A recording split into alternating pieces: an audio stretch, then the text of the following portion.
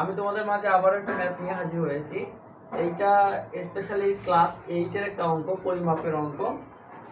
তোমরা যারা ক্লাস 8-এ পড়ো তোমাদের জন্য এই অঙ্কটা খুবই গুরুত্বপূর্ণ। পাশাপাশি এই অঙ্কটা বিভিন্ন চাকরির পরীক্ষাতেও এসেছে। অঙ্কটা চাকরির পরীক্ষাতেও চলে এসেছে। অঙ্কটা আমরা সমাধান করব।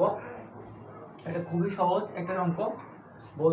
বলছে কি একটি চৌবাচ্চায় 19,200 লিটার পানি ধরে, এর গভীরতা 2.56 মিটার অর্থাৎ 2.56 মিটার এবং প্রস্থ হচ্ছে 2.5 মিটার হলে দৈর্ঘ্য কত? এটা আমাদেরকে নির্ণয় করতে বলছে, দৈর্ঘ্য বের করতে বলছে। আমাদেরকে দৈর্ঘ্য বের করতে বলছে যে চৌবাচ্চার মধ্যে পানি ধরে হচ্ছে 19,200 লিটার, আর গভীরতা হলো কত? গভীরতা হচ্ছে 2.56 মিটার, প্রস্থ হচ্ছে কত? 2.5 মিটার। আমাদেরকে দৈর্ঘ্য বের করতে হবে। তো এটা বের করার জন্য দৈর্ঘ্যটা আমাদেরকে ধরে নিতে হবে।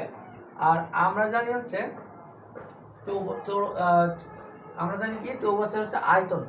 চৌবাচ্চাটা কেমন হবে? চৌবাচ্চাটা হচ্ছে এরকম, মনে করি এটা একটা চৌবাচ্চা। এই চৌবাচ্চার মধ্যে কি ধরে? পানি কত ধরে? পানি ধরে হচ্ছে এত পানি হচ্ছে এত লিটার আছে, আর হলো এর হলো দৈর্ঘ্য প্রস্থ আছে, সরি উচ্চতা,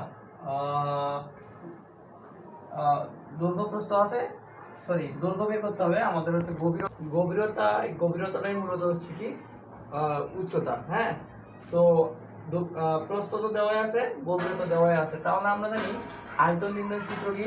আয়তন নির্ণয়ের সূত্র কি? দৈর্ঘ্য গুণন প্রস্থ গুণন উচ্চতা। হ্যাঁ, অর্থাৎ LBH, এই দৈর্ঘ্য গুণন প্রস্থ গুণন উচ্চতা দেওয়া। আয়তন আমাদের দেওয়া আছে, উচ্চতা দেওয়া আছে, দৈর্ঘ্য দেওয়া আছে, অর্থাৎ আমাদেরকে এখানে L বের করতে হবে। সো এতটুকু বের করতে হবে। তার জন্য আমরা দেওয়া আছে কি চৌবাচ্চার গভীরতা বা উচ্চতা কত? 2.56 মিটার, প্রস্থ দেওয়া আছে 2.5 মিটার, লিখে নিছি। তারপর হচ্ছে দৈর্ঘ্য কত আছে? দৈর্ঘ্য আমরা ধরছি x মিটার, দৈর্ঘ্য হচ্ছে x মিটার। আর চৌবাচ্চার আয়তন আমরা জানি, চৌবাচ্চার আয়তন কি? দৈর্ঘ্য গুণন প্রস্থ গুণন উচ্চতা। তাহলে আমরা দৈর্ঘ্য x বসাইছি, প্রস্থ হচ্ছে 2.5 বসাইছি, উচ্চতা হচ্ছে 2.56 বসাইছি। আর আমরা জানি আয়তনের একক কি? আয়তনের একক হচ্ছে ঘন মিটার, আর যদি সেন্টিমিটার থাকে সেন্টিমিটার। তাহলে কি হবে? আয়তনের একক ঘন মিটার। মিটার তিনটা মিটার গুণ করলে কি হয়? ঘন মিটার। আর এখানে 2.5 আর 2.56 গুণ করলে কি হবে? 6.8 ঘন মিটার। আর আমার হচ্ছে যেহেতু এখানে প্রস্থটা মিটারে আছে, গভীরতাও মিটারে আছে, সো আমাকে মিটার থেকে মিটার আছে, আর এখানে আমি হলো এটা কি পাইছি? ঘন মিটারে পাইছি। ঘন মিটার থেকে আমাকে মিটারে কনভার্ট করতে হবে।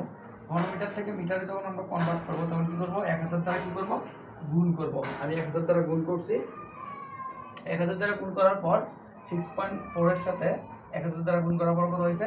6400 x মিটার। এখন আমার সত্য মতে কি? সত্য মতে হচ্ছে দৈর্ঘ্য গুণন প্রস্থ উচ্চতা, এটা কাজ করে কত হয়? এত। আয়তনটা আমার হচ্ছে এত দেওয়া আছে, আয়তনটা আমাদের লিটার দেওয়াই আছে। হ্যাঁ, সো x এর সাথে 6400 কি আছে? গুণ আছে, অপনন্ডে গেলে কি হবে? ভাগ হয়ে যাবে।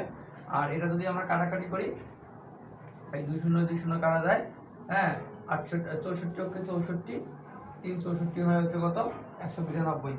সো অ্যানসার হচ্ছে 3 মিটার, অর্থাৎ চৌবাচ্চার হচ্ছে দৈর্ঘ্য কত? 3 মিটার। এই ছিল হচ্ছে এই অঙ্কটার সমাধান।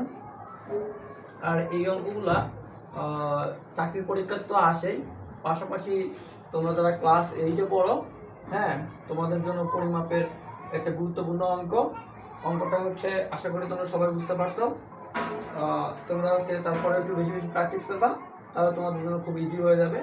স্পেশালি এখানে জাস্ট আয়তনের সূত্রটা লাগে, আর আমাদের হচ্ছে সূত্রটা বুঝতে, আর ঘন মিটার থেকে কিভাবে মিটারে যাবো, মিটার থেকে কিভাবে ঘন মিটারে যাবো, এই যে ছোটো ছোটো যে ক্লুগুলো আছে এগুলো আমাদের বুঝতে হবে, তাহলে এই অঙ্কগুলো আমরা সমাধান করতে পারবো।